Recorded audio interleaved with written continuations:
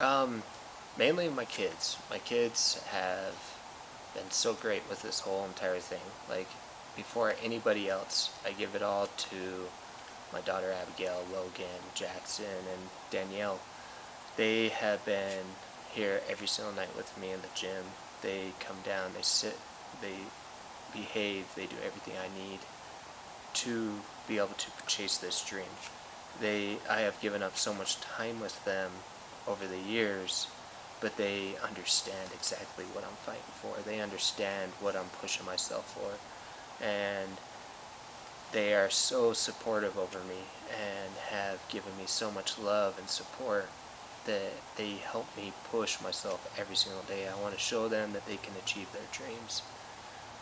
And then my family, everybody in my family that's been there, my mom, my dad, my brothers, sisters, everybody um, on all sides of that, my cousins, my nephews, my nieces, um, they're all my biggest fans. They are there every single day, supporting me and helping me and pushing me. Might not talk all the time, but they will do anything they can to be there and support me and keep me pushing forward. My work, Leahona, um, they help me out whenever I need time off. They help me with my scheduling. They help me so that I can keep pushing for this dream. Every single one of them have been so supportive. All my coworkers, everybody there. The gym, Empire MMA, everybody in this gym. The other night I was so worried that we wouldn't have enough sparring partners, and there was like 15 people in here, all wanting to just watch and be here just in case they could, just to punch me in the face so that they can help me out and get me better. Like, everybody in here has definitely helped, even the parents of the children that I teach. Everybody has shown their support. Every single one of them help push me. The kids, I love teaching the kids. They help push me. It's just been amazing. My friends that have been there for me. It's so amazing to see the change in the life that I had 6 years ago. That person was alone. He had absolutely nobody, and now I have a smaller army backing me up. I think we're going to show that at this next fight. The attendance is going to be amazing with everybody that has been out there and supported me, and I appreciate and love every single one of them.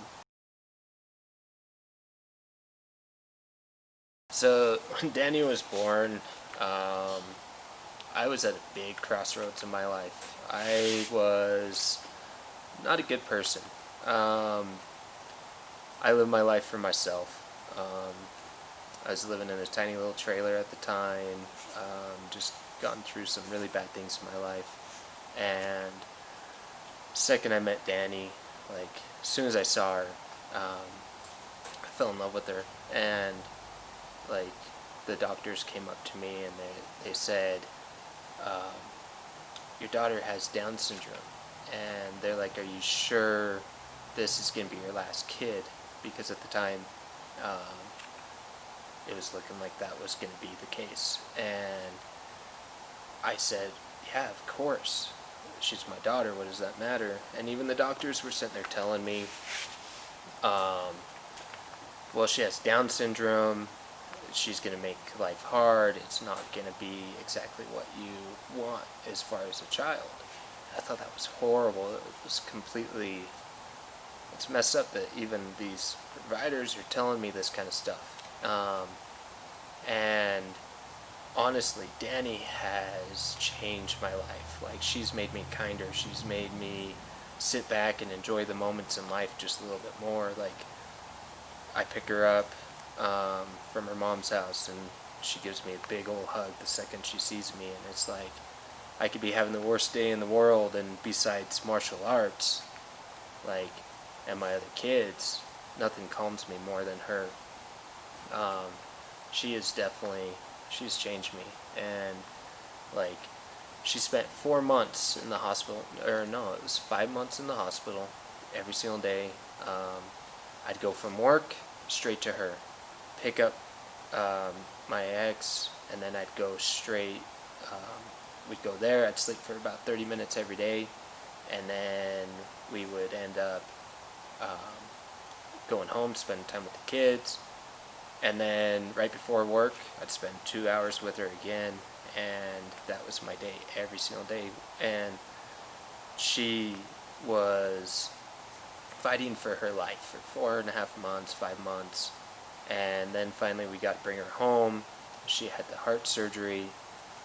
She was on feeding tubes, breathing tubes, and this little girl, one day she ripped the feeding tubes out, and I put them back in, and she ripped them out again in the middle of the night after her surgery. And she said she was done. Like that day she just said she was done with the feeding tubes. And we took her into the doctor, and the doctor's like, hey, let's try it. Let's see what happens. And I was like, all right. Sure enough, all of a sudden she started breathing better. She started eating better. She knew. Like, she knew when to fight. She knew when it was her time. And so I was given a t-shirt by the kids for Christmas that said Fight for Down Syndrome on it. And at the time, I had been training.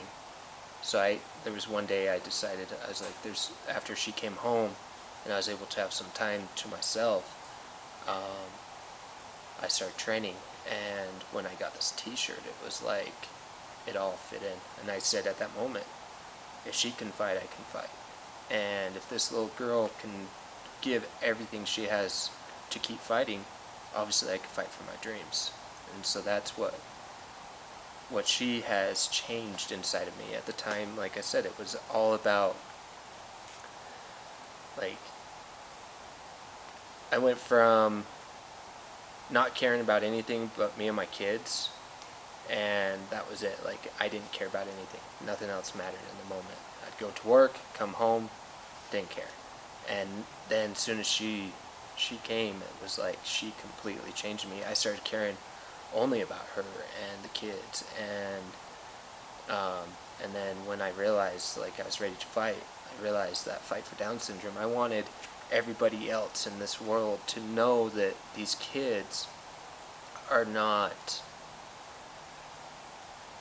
they're not a bad thing.